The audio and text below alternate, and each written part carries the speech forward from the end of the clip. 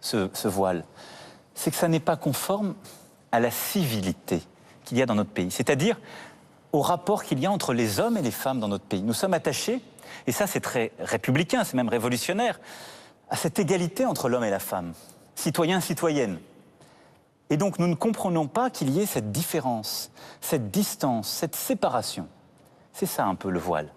Et donc c'est ça ce qui vient bousculer notre philosophie profonde, notre vie ensemble. Je ne veux pas faire une loi qui l'interdise dans la rue parce que ce serait contre-productif.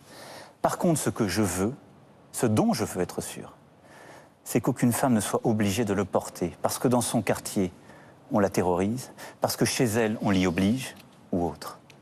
Anna Cabana, le message est clair du chef de l'État sur ce sujet. Oui, Du voile au sein de la République. Oui, il a été assez clair puisqu'il a quand même désavoué son ministre de l'Éducation nationale là, de façon très nette. Il a commencé par dire qu'il voulait le défendre. La politique vient en même temps. Il voulait le défendre. Oui, mais attention, il a commencé par dire qu'il voulait défendre Jean-Michel Blanquer et ensuite il a quand même expliqué que les femmes qui venaient à la sortie des écoles chercher leurs enfants pouvaient être voilées. Or, c'est précisément là-dessus que Jean-Michel Blanquer avait exprimé une position juste absolument divergente. Alors ensuite, dans la façon dont il s'est exprimé plus largement sur le port du voile et sur l'embarras qui pouvait être le sien, etc., là, il a été et en même tentiste, en effet, en expliquant la gêne qui était la sienne et la question finalement civilisationnelle. En effet, là, le président de la République était plus ambivalent. Mais sur le désaveu de Jean-Michel Blanquer, c'était assez net. Bonsoir Daniel Simonet, bienvenue de la France Insoumise. Votre sentiment sur ce sujet? Emmanuel Macron, c'est un sujet sensible qui est dans l'actualité, Jean-Jacques Bourdin lui a rappelé, Emmanuel Macron pose des règles, quitte à désavouer son ministre de l'Éducation. Le problème, c'est que M. Macron ne peut pas parler de la laïcité après le discours qu'il vient de tenir devant les évêques, où il a totalement piétiné la loi de 1905 en prétendant qu'il fallait restaurer le lien entre l'État et l'Église. Alors que précisément, notre histoire, l'histoire de la République, a été en 1905 de séparer strictement l'Église chez elle, l'État chez lui. Donc je pense, hélas, que M. Macron, en matière de laïcité, on ne peut jamais l'écouter avec sérieux. Parce que en même temps, à chaque fois, c'est de toute façon, je vous donne un mot, et en même temps, je me fous de votre gueule, et je fais l'inverse. Donc je pense que là-dessus, hélas, M. Macron et la laïcité, on ne peut pas lui faire confiance. Sébastien Chenu. C'est toujours David Racheline. David Racheline, oui, toujours. Excusez-moi. Non, mais ça va devenir un running gag. Permettez que je vous salue tout à l'heure avec ce nom Sébastien Chenu. On pourrait faire un petit vote. Est-ce que ça vous va mieux que David Racheline ou pas d'ailleurs? Faudrait qu'on vote. Pourquoi pas, ça nous occuperait. Oui, c'est ça, faudrait voir. Le restant de la soirée, en effet. Mais faudrait voir. Sérieusement. Donc vous êtes bien David Racheline? Oui, oui, absolument. Moi, je crois qu'il faut évidemment prendre conscience du développement considérable du communautarisme sur notre sol. Or, c'est pas le cas du président de la République, qui l'ignore, qui balaye ça d'un revers de main.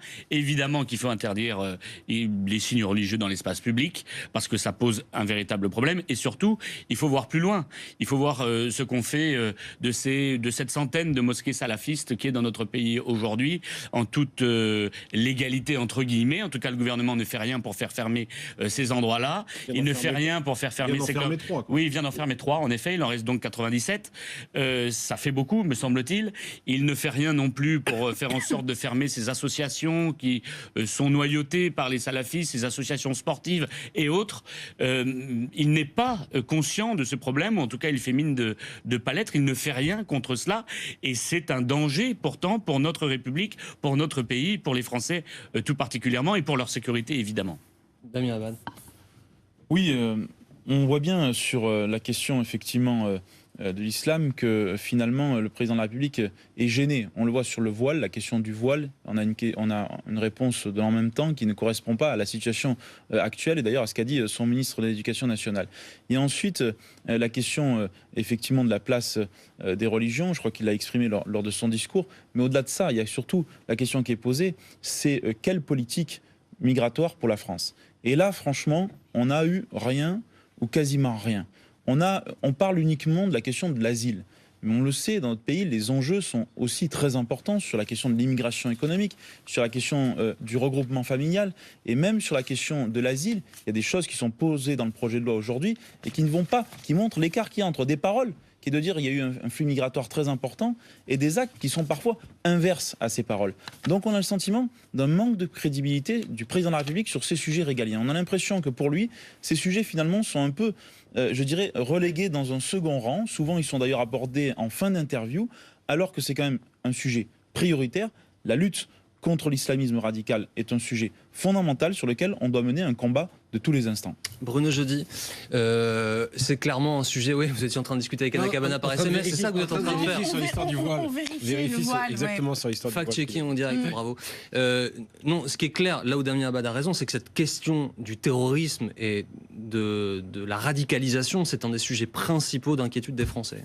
Oui, c'est un sujet évidemment au cœur des préoccupations des Français, et c'est un sujet sur lequel Emmanuel Macron n'a pas encore pris, j'allais dire, frontalement. Il n'a pas fait ce discours, finalement, qu'il pourrait faire.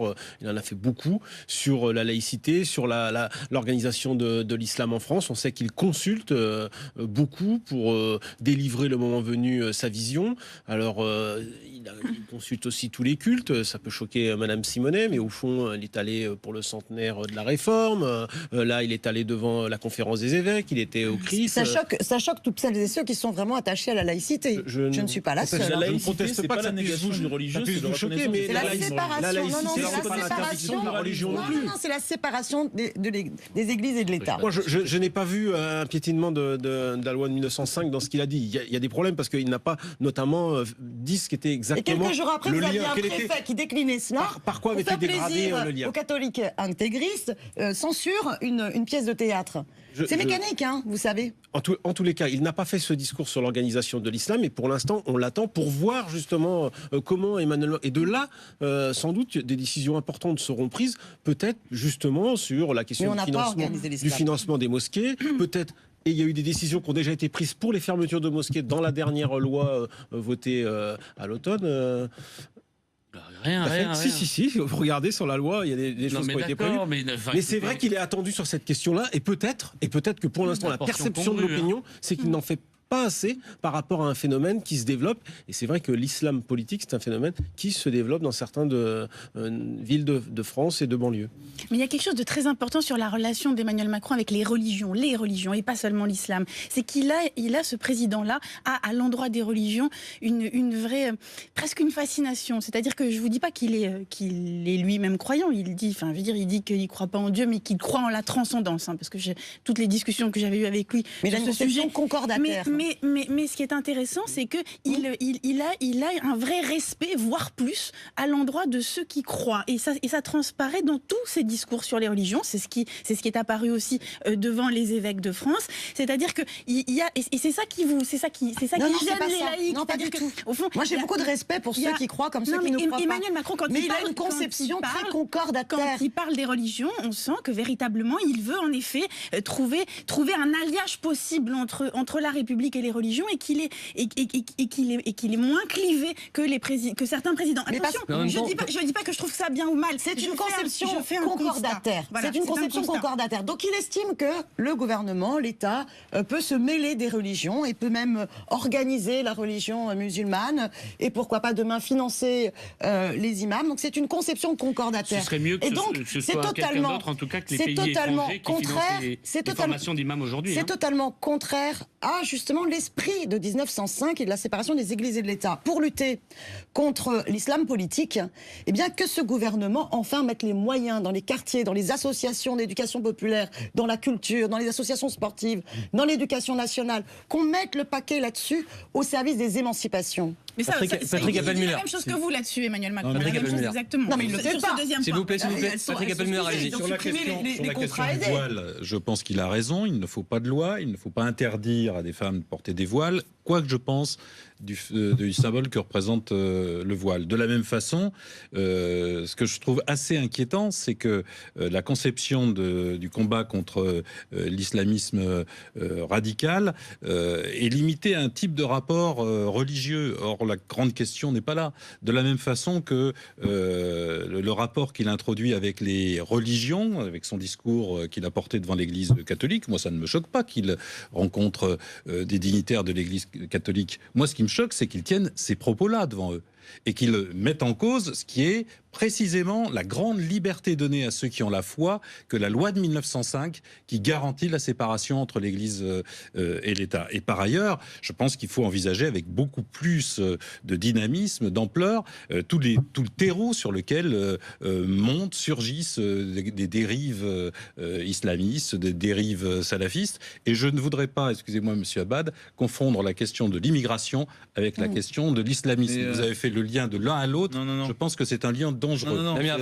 Si vous le retirez, c'est très bien. Non, c'est pas une question que je le retire, c'est que regardez, écoutez mes propos à chaque fois, vous verrez bien que, bien entendu, qu'il ne s'agit pas de faire des liens, il s'agit simplement de dénoncer une dérive de l'islam qui s'appelle l'islamisme radical et sur lequel il faut mettre des mots et surtout il faut mettre des actes. Parce qu'aujourd'hui, c'est une préoccupation majeure et c'est pas simplement... Rien à voir avec les enjeux de migration, nous sommes d'accord. Rien à voir avec les enjeux de migration, on est bien d'accord. Ce sont deux choses bien différentes. Mais on a par contre... Je vais vous dire, il n'y a pas de rapport quand même. Je vais vous dire simplement aussi, au-delà de cela, que par contre, il y a des enjeux en matière de politique migratoire qui sont aussi très importants et sur lesquels la France doit répondre. 10 secondes, s'il vous plaît.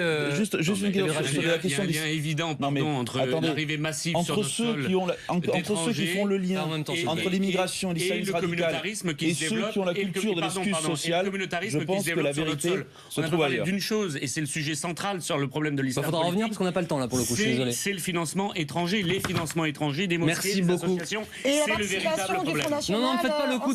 Ne me faites pas le coup de tout le monde parle en même temps à la fin, ça sert à rien, je vous en supplie. Merci beaucoup, vous avez été parfait. Merci d'avoir été avec nous ce soir sur BFM TV. Vous avez fait un excellent Sébastien Chenu, David Rachling, ce soir, laissez-moi vous le dire. Je voudrais remercier toutes les équipes qui ont fait un magnifique travail, qui vous ont permis de vivre cette soirée avec nous. Je vous souhaite une très belle nuit. Céline Pitlet arrive et je vous retrouve demain à 22h pour Grand Angle.